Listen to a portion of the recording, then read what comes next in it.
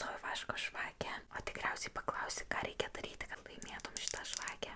Pasek Whispers by Mint per TikToką arba Instagramą ir taip pat pasek mane Mėta ASMR. Ir paskutinis labai lengvas žingsnis tai yra pasidalinti tik su 2 draugais šiuo vaizdo įrašu, kad galėtum laimėti. Ir aišku, pakomentuok, kad nori laimėti šitą žvakę.